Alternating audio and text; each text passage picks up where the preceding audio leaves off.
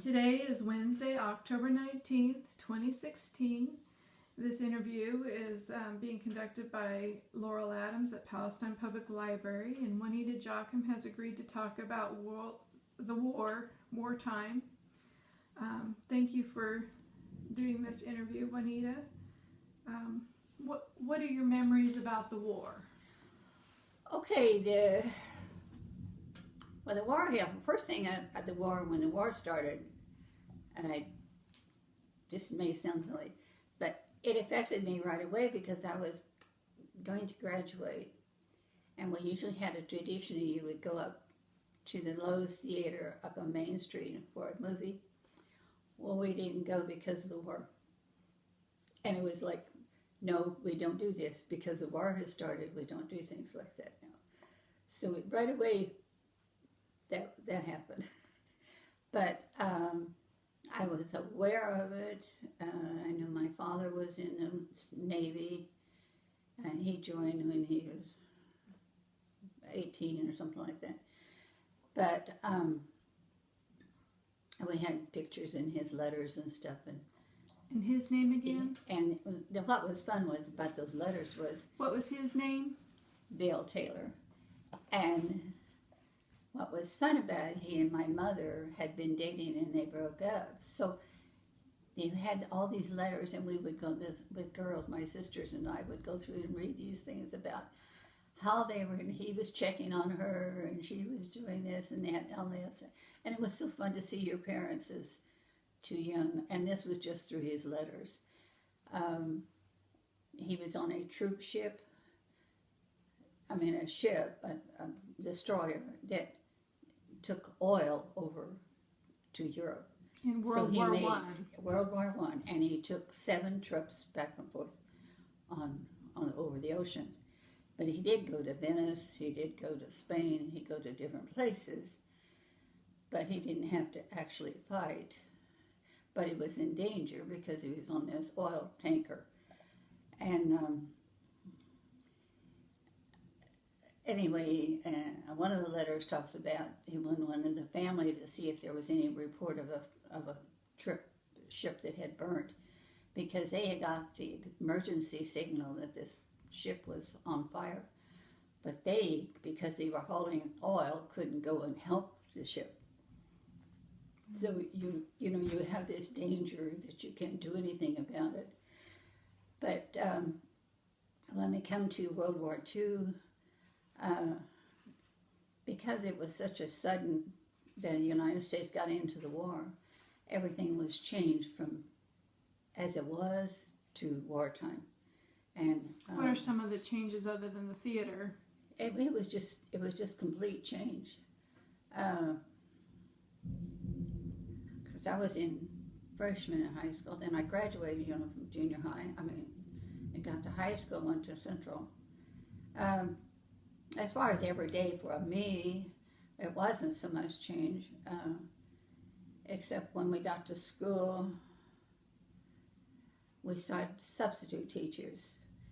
And these were people who had been retired for a long time. I remember my general education teacher, she had a rocking chair. And because some of the men that were teachers that were draft age were gone. They were drafting everybody.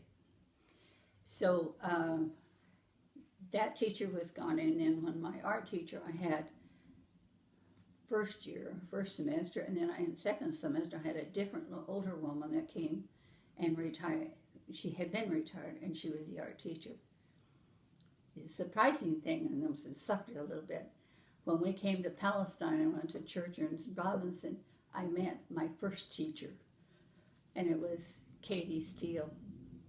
And when she left teaching in Evansville, she joined the Red Cross to be an ambulance driver. So, this is what everybody was doing.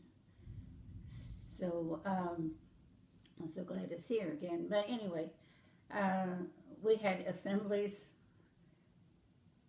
The assemblies was lectures on what was happening in Evansville at that time. All the men and people that came in Evansville. this is the Army base right over in Kentucky. A lot of people came through. We had the military education, health education things, and then we had memorial services for people from Central that had been drafted and then lost their lives. And that was a little hard to take. Then, let's see, our school, okay, each homeroom had a savings bond monitor, and you collected anybody in the class that wanted to buy savings bonds, but savings stamps. So they didn't cost as much. So you collect that money, and then you had your other collecting things that did. But our school saved and bought enough of those to pay for a P-47 airplane. It's one airplane. So we were, as I said, we're really active. I had the group that I belonged to that were connected with the Navy Mothers, and we were LST Ripples. And we saved things that would go on the LST as it was shipped out. And these were for the sailors, because once they're on that ship, they're going to be gone for a long time, and they're going to be bored until they get to the action. But so we saved magazines, sheet music, and Victrolas. And Victrolas, we were asking about Victrolas. I think that means the ones that are wound up. They're not the electric, because otherwise they wouldn't have electric, I don't think, on the ship.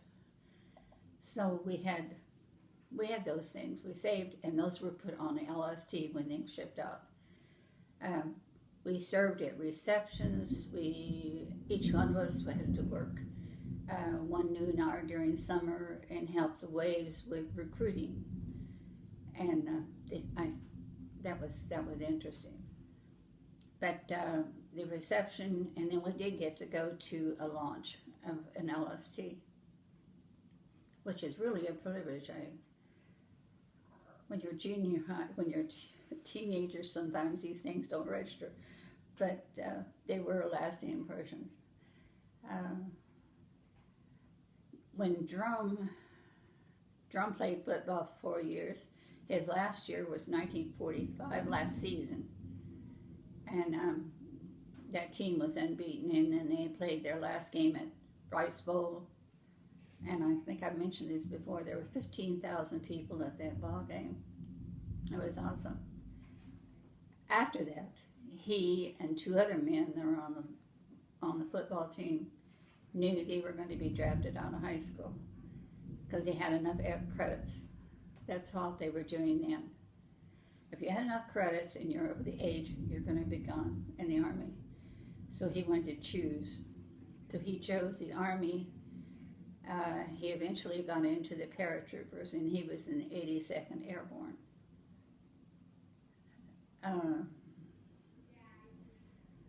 Which is an education to be in service. And in some countries, you have to serve your year, which probably isn't a bad idea. Not in a war, but just the experience of being away from home and have to do some things you don't want to do. But really, Evansville at wartime was a very busy place, and our youth center was the old New York Center terminal, which is now where the Civic Center is. And the 4 columns in front were now on the riverside, and they call the four rights. But I don't know why they tore the buildings down. It was a huge building. It could have been used, but it was nice. We had dances. We had a dance band every Friday night, and we usually would walk. It was either football games were at the Rice Bowl or the stadium at the Gryron Park. So we walked from those. What was your father's role during that time? What did what? What was your father's role during that He time? was a foreman. He was foreman at Chrysler. And before they completely changed to munitions, he had to go to, I think he went couple weeks he spent in Philadelphia, learning how to do things. And he also spent, I was there a couple of months in Denver, Colorado, the same thing. So, you know, you can't just change the munition from cars to munitions without knowing something. But they did have, and they had powder shelter things where, I don't know if you know where North High School is in Evansville, but all that whole area had these concrete bunker things, and that was the powder was stored. So and all that was under, you know, chain link fence and as well as the plant. And he worked his regular shift, and a lot of times he was called in at night and work and be there for the second shift. So he was just like, they worked a long hours. Jerom's father worked at the shipyards where the LSTs were made. And since I didn't know much about that before, but that was a very busy place. But a lot of people came from Kentucky over to work. They just needed more manpower. And it just wasn't enough. So. Well, thank you. I'm looking forward. Tomorrow we're going